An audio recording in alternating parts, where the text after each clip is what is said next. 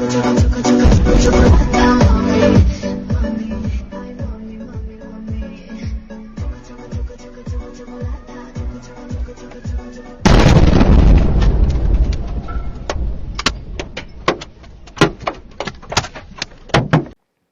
February 24th, 2022, the missiles first struck Kyiv. Ukrainian citizens awoke to find their country in a deplorable state, with streets covered in debris and the skies filled with gray smoke. Russia had initiated war. After months of preparations, the Russian President Vladimir Putin has launched a major military operation against Ukraine. Good morning from the Ukrainian capital, Kiev. Gunfire and explosions have been heard here and in the second city of Kharkiv shortly after the Russian President Vladimir Putin authorized a special military operation. After days on a razor's edge, Ukraine is now a nation at war.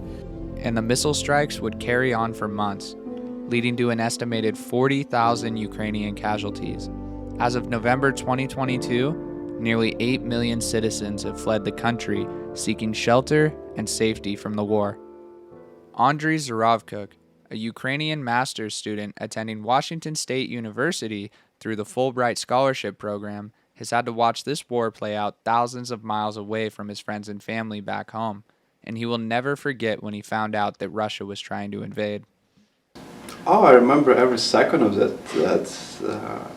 evening, because it was in Ukraine. It was February 24th. Here it was February 23rd. It was evening.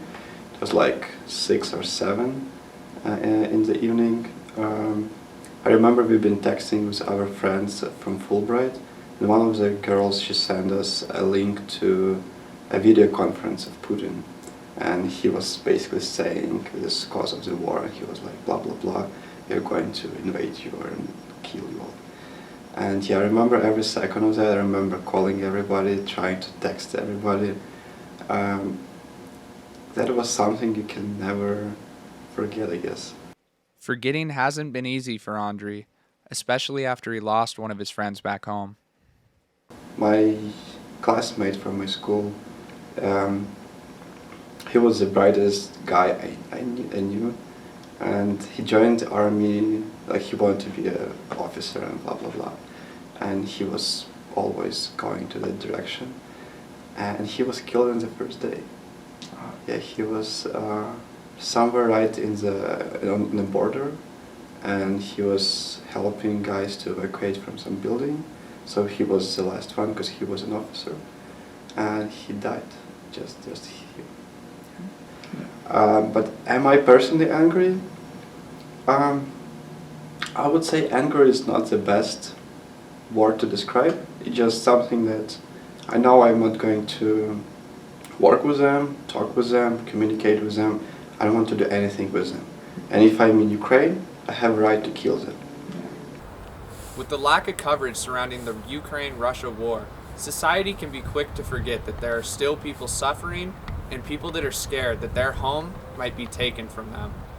So I met with Paul Bowles, the Associate Dean of Research and Grad Studies within the Murrow College of Communication, to figure out why media networks halt the coverage on major stories like the Ukraine-Russia war. You know, I can speak to this from a media psychology perspective, because my area of research is all focused on how the human brain processes media, content, and technology.